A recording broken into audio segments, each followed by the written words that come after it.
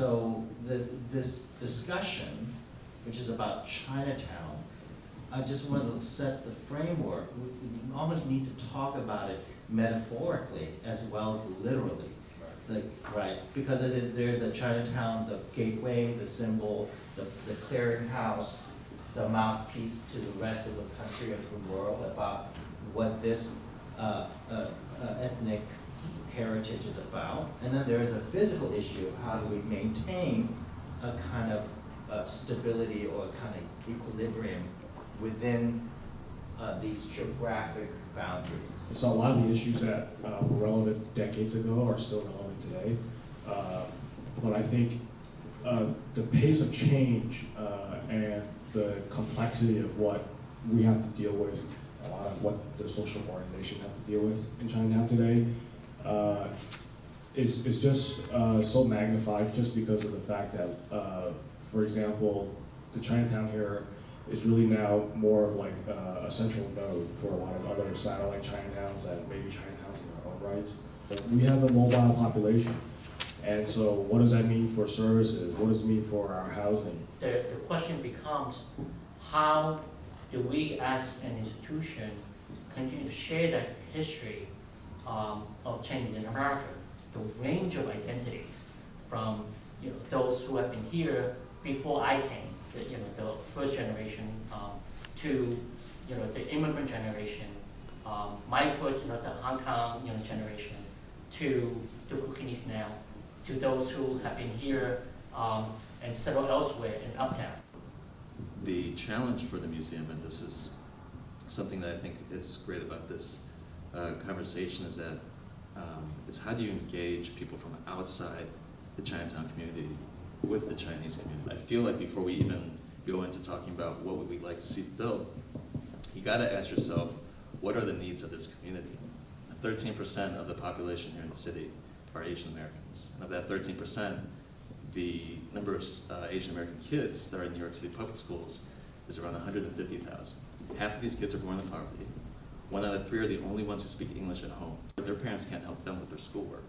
And so as a result, of the 150,000 Asian kids, 1 out of 4 drop out. People don't realize that. So you're talking about, almost, what's that equal to? Like 35,000 roughly students currently in the public school system that aren't going to complete the 12th grade.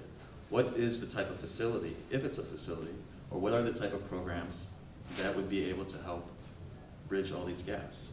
It's not up to me to be the director of that negotiation or the decision maker. It's really part of engaging the community and asking them what's the necessary vehicles that you think are missing, and what can, me as a designer and someone who's an advocate for you, what can we provide? Maybe some sort of space where people can go to, and where people from other parts in New York and around that are other Chinese communities that are in different areas can come and come together in the space.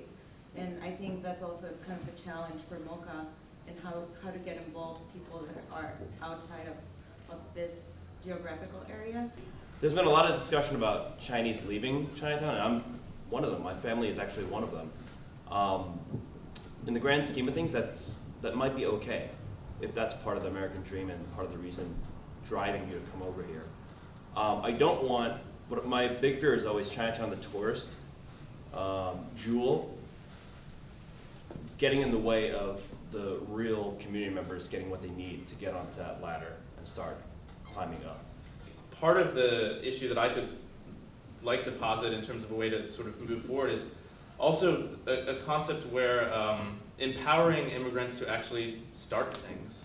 I mean, one thing that's actually really great about Chinatown, and one of the reasons why I still come here sometimes to shop and otherwise, is that they actually have small storefronts. I mean, it's a fundamentally architectural problem. I mean, a lot of the old buildings that we've discussed are kind of tenements.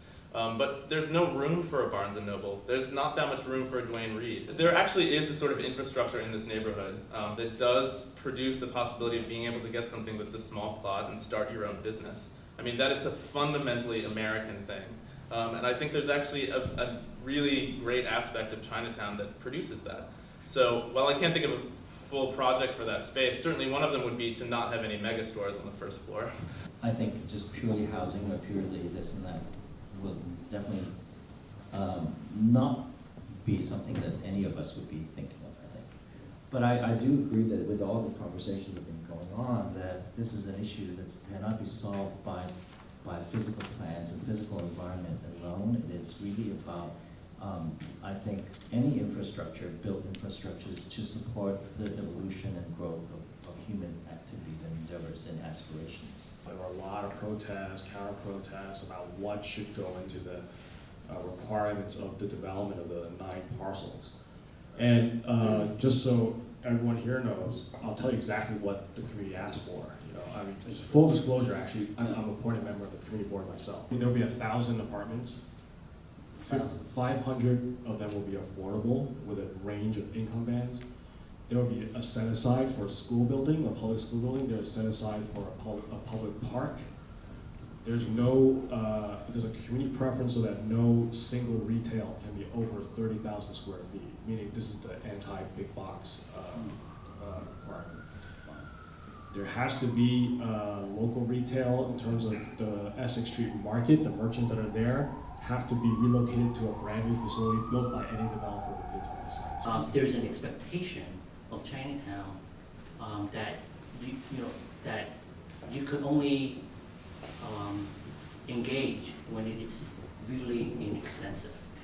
So so the smart entrepreneur that's part of China, the Chinese American experience is that, well, we'll do what we need to do to not only survive but to thrive. But the thriving is with the margin, maybe profitability. It's so slender, right, that it creates a situation where it's almost impossible to really, go beyond basic survival. It cuts both ways, is what It you're does. saying, because part of it is our own attitudes towards it. It's one thing to say it's a great place to get cheap stuff. The flip side is we're ghettoizing our own community in a way. People can barely survive. So it's both a survival, mechanism, but it's becoming also almost an inescapable situation where they can't, do anything but to, have this lousy housing, dirty streets, and they have to remain here, and the wages, would be for low. Prices are because these are the customer base. When you're talking about raising prices, of course you can bring in people from outside the community, but that doesn't address the problem of having, again, the actual local residents, the people that we're trying to identify and define. It doesn't help them to come up.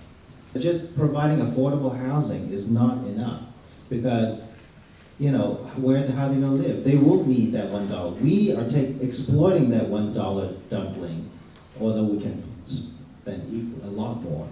And we're cutting into something that's actually provided for people who really need to have that $1 dumpling. Where are the people going if they're kind of disappearing? But they just kind of went somewhere else or what? And then they're really actually haven't gone anywhere, a lot of them, but they're just not recorded.